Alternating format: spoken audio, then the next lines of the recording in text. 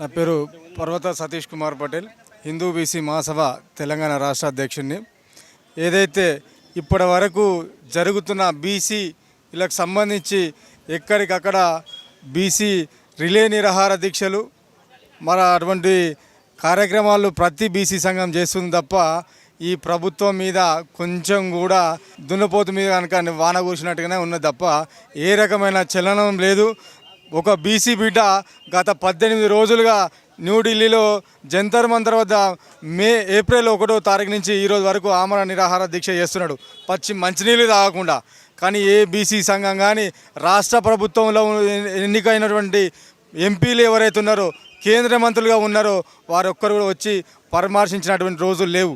కాబట్టి ఇప్పటికైనా బీసీ సోదరులారా మీరుగా మనంగా అందరూ మేల్కొని ఈ యొక్క అగ్రకులాల సంబంధించిన పార్టీలను ఓడించినట్లయితేనే మన బీసీల రాజ్యాధికారం కానీ, మన బీసీలకు సంబంధించిన కాడికి మన హక్కులు కానీ, మన రిజర్వేషన్లకు సంబంధించి కానీ మనమే తెచ్చుకోవాల్సిందే తప్ప మనకి అగ్రకులకు సంబంధించిన పార్టీలు కానీ, అగ్రకులకు సంబంధించిన నాయకులు కానీ మనల్ని పట్టించుకునే దాఖలాలు లేవు. కాబట్టి ఇకనైనా బీసీ సోదరుల మేల్కొని మనకు రాజ్యాధికార దిశ వైపుగా మనం పయనిద్దాం.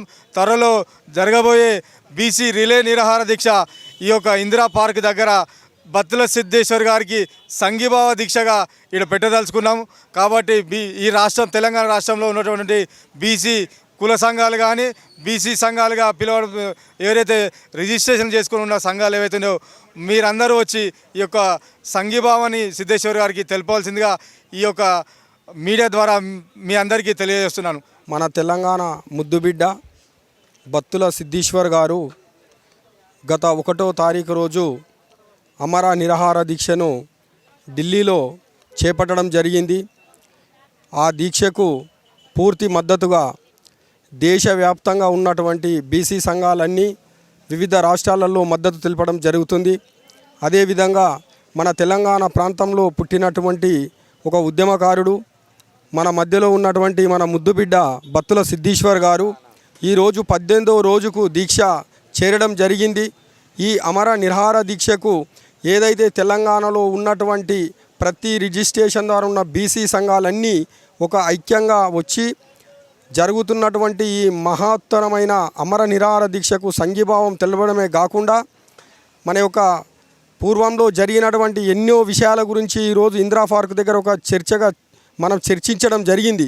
కానీ కళ్ళ ముందు కనబడుతున్న భవిష్యత్తులో ఇప్పుడు జరుగుతున్నటువంటి దీక్షను మనం దాన్ని దేశవ్యాప్తంగా జరుగుతున్నటువంటి దీక్షలో భాగంగా ఈరోజు తెలంగాణ నుండి అఖిలపక్షం తీసుకెళ్ళి ఆ దీక్షకు మద్దతుగా సంఘీభావం తెలిపి అతని దీక్షను విరమింపజేసి ప్రభుత్వానికి ఒక పెద్ద ఎత్తున ఒక అగ్గిరవ్వలాగా ఈ ఉద్యమాన్ని ముందుకు తీసుకుపోయి దీక్షను విరమింపజేసి అతని యొక్క ఆరోగ్యాన్ని, అతని ప్రాణాలను కాపాడవలసిన బాధ్యత మన బీసీ సంఘాలపై ఉంది. కాబట్టి మనమందరం ఐక్యంగా వెళ్ళి త్వరలో అఖిలపక్షాన్ని ఏర్పాటు చేసుకొని ఈ యొక్క బత్తుల సిద్ధేశ్వర్ దీక్షను విరమింపగా చేయవలసిందిగా ఈ యొక్క వేదిక ద్వారా కోరుచున్నాం.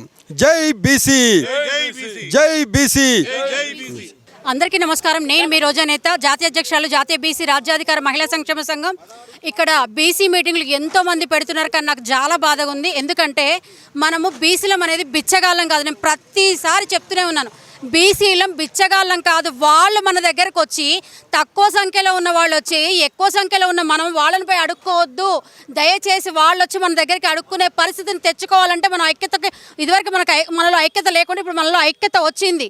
కాబట్టి మన ఓటు మనం వేసుకొని వీళ్ళకి బీసీలకి సీట్లు ఇవ్వకపోతే బీసీలకు సీట్లు ఇవ్వకపోతే మనకు బ్రతుకు తెరవే లేదు, మనకి రాజకీయమే లేదు అనే విషయాన్ని గుర్తుపెట్టుకుంటారు.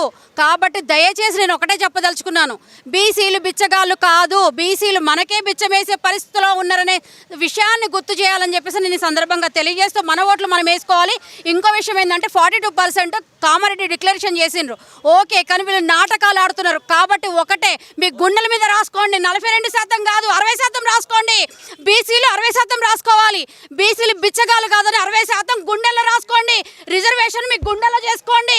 గుండెల్లో చేసుకొని బయటకు వచ్చి మీ పోరాటం కొనసాగించి మీరు పోటీ చేసి మన ఓట్లు మనం వేసుకుందాం. ఎస్సీ ఎస్టీ బీసీ మైనార్టీ మనం అంతా కలిస్తే మనది ఒక పెద్ద ఉద్యమం, తెలంగాణ ఉద్యమం ఎట్లయితే తెచ్చుకున్నామో బీసీ ఉద్యమంలో బీసీల ముఖ్యమంత్రులు అవుదాం, సీఎంలు పిఎంలు అవుదామని చెప్పేసి ఈ సందర్భంగా తెలియజేస్తూ ఐక్యతతో ఉంటూ మన ఓటు మనం వేసుకోవాలని చెప్పేసి మనం బీసీలను బిచ్చగాలం కాదని చెప్పేసి ఈ సందర్భంగా తెలియజేస్తున్నాం. Thank you. ఈరోజు నా పేరు నరేందర్ గౌడ్, తెలంగాణ బీసీ సంక్షేమ సంఘం ప్రెసిడెంట్.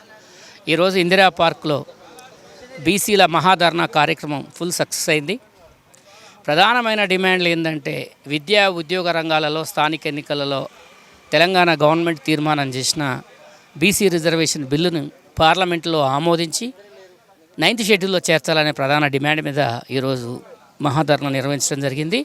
అదేవిధంగా ఎప్పటి నుంచో పెండింగ్లో ఉండే అనేక బీసీ డిమాండ్లు, ఒకటేంటంటే జాతీయ స్థాయిలో కేంద్ర మంత్రుల్లో ఒక ఓబీసీ మినిస్ట్రీని, బీసీ మినిస్ట్రీని ఏర్పాటు చేయాలనే డిమాండ్.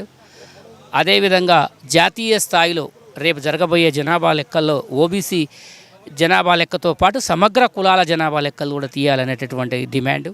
వీటి మీద వక్తలందరూ కూడా సమగ్రంగా మాట్లాడటం జరిగింది. ఏకవాక్య తీర్మానం చేయడం జరిగింది. ప్రధానమంత్రి గారిని అందరం పోయి కలిసి కూడా ప్రధానమంత్రి గారితో ఈ డిమాండ్ని సాధించుకోవడం కోసం ఆల్ పార్టీ మీటింగు మా పెద్ద నాయకులైనటువంటి ఆర్ కృష్ణయ్య గారు, మన వి హనుమంతరావు గారు, తెలంగాణ మొదటి సభాపతి స్పీకర్ మధుసూదనాచారి గారు, ప్రస్తుత మండలి పక్ష నేత, ఆల్ పార్టీస్ నుంచి వద్దిరాజు రవిచంద్ర గారు, మదియాష్కి గౌడ్ గారు, మేమందరం కూడా కలిసి ప్రధానమంత్రి గారితో, ఇక్కడ ముఖ్యమంత్రి గారితో, అక్కడ పార్లమెంటరీ పక్ష నేత రాహుల్ గాంధీ గారితో కూడా మాట్లాడి యూపీఏ గవర్నమెంట్లో ఉండేటటువంటి భాగస్వామ్య పక్షాలు, ఇండియా కూటమిలో ఉండేటటువంటి భాగస్వామ్య పక్షాలందరితో కూడా కూర్చొని మాట్లాడి ఈ బీసీ రిజర్వేషన్ బిల్లుని సాధించుకోవాలనేటటువంటి ఏకైక లక్ష్యంతో ఈరోజు ఈ ధర్నా నిర్వహించడం జరిగింది. ధర్నా విజయవంతమైంది.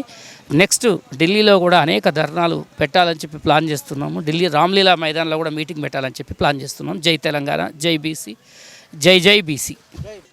ఈనాడు మరి ఈ రాష్ట్ర ప్రభుత్వం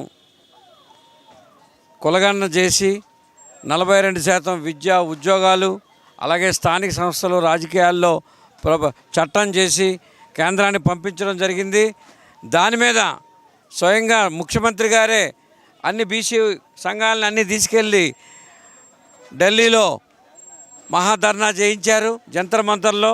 అలాగే ఆ ధర్నాకి వెళ్ళిన మన మిత్రులు సిద్ధేశ్వర్ పటేల్ గారు అక్కడే ఆమర నిరాహార దీక్షకు జంతర్ మంతర్లో గత 18 రోజులుగా కూర్చొని ఎట్లా అయినా సరే కేంద్ర ప్రభుత్వం మెడలు ఉంచాలని ఆయన తీవ్ర ప్రయత్నం చేస్తూ మరి ఆయన ఆరోగ్యం రోజు రోజుకి క్షీణిస్తుంది. మేము అన్ని పార్టీలని కలిసి అన్ని వర్గాల్ని ఢిల్లీ నుంచి గల్లీ వరకు మన రాష్ట్రంలో మరి నిన్న బీజేపీ పార్టీ హెడ్ ఆఫీస్కి కూడా వెళ్ళి కిషన్ రెడ్డి గారిని, అలాగే ఫోన్లో లక్ష్మణ్ గారిని కూడా సంప్రదించడం జరిగింది. ఎట్టి పరిస్థితిలో కూడా ఆయన మనం కాపాడుకోవాలంటే ఇవాళ కేంద్ర ప్రభుత్వం మరి రాష్ట్ర ప్రభుత్వం ఎంతో కష్టపడి చేసిన బిల్లులని వెంటనే ఆమోదించాలని 9th షెడ్యూల్లో పెట్టేటట్టు, అలాగే లేకపోతే త్వరలో ఆ ప్రాసెస్ జరుగుతుందనే హామీనైనా సరే సిద్ధేశ్వర్ పటేల్ గారికి ఇచ్చి ఆయన నిరాహార దీక్షను తక్షణం మరి విరమించేటట్టు చేసి ఆయన ప్రాణాలను రక్షించి బీసీ వాదాన్ని ముందుకు తీసుకెళ్తారని కేంద్ర రాష్ట్ర ప్రభుత్వాల్ని మేము డిమాండ్ చేస్తున్నాం. కానీ సుప్రీంకోర్టు కానీ ప్రజాస్వామ్య వ్యవస్థ కానీ గదే రావాలి, అదే అందరి కోరిక. అందుకే మనం అందరం ఏం చేయాలని మార్గాల కోసం ఆలోచిస్తున్నాం. ముఖ్యమంత్రి రేవంత్ రెడ్డి గారికి మీద కొంత డౌట్ ఉంది, రాహుల్ గాంధీ మీద డౌట్ లేదు, కాంగ్రెస్ పార్టీ మీద డౌట్ లేదు, కానీ రేవంత్ రెడ్డి గారు అనుసరిస్తున్న విధానాల మీద కొంత డౌట్ ఉంది. ఆయన నామినేటెడ్ పోస్టులు ఇవ్వలేదు, పోస్టింగ్లల్లా చుట్టుపక్కల హైదరాబాదు పరిసరాల్లో మన డిఎస్పీ, డిప్యూటీ కలెక్టర్, ఆర్డీఓ పోస్టుల ఒక్క బీసీకి ఇవ్వలేదు. ప్రాముఖ్యత కలిగినటువంటి పోస్టులు ఇవ్వడం లేదు. ఆయన అక్కడక్కడ మాట్లాడినటువంటి కొన్ని గతంలో మాట్లాడినటువంటి విధానాలను చూసి కొంత డౌట్ ఉంది. రెండోది ఆయన అనుసరించే ప్రక్రియ కొంత డౌట్ ఉంది. ఏం చేయాలి? బిల్లు పెట్టాం, అందరినీ కలుపుకొని పోవాలి. పార్టీలను పిలిచి అఖిలపక్ష సమావేశం ఏర్పడి, అదేవిధంగా మేధావుల సదస్సు ఏర్పడి, అన్ని కుల సంఘాలు, ఇక్కడ బీసీ కుల సంఘాలు, బీసీ సంఘాలు బలంగా ఉన్నాయి. ఈ బీసీ వాదం ఒకరితో రాలేదు. అన్ని సంఘాలు పటిష్టంగా నాయకత్వం పెంచుకుంటా పోరాడుతుంటే బీసీ వాదం వచ్చింది. అందరి అభిప్రాయం ఏం చెప్తారు? నీకు 42 ఎట్లా పెట్టాలనే చెప్తారు.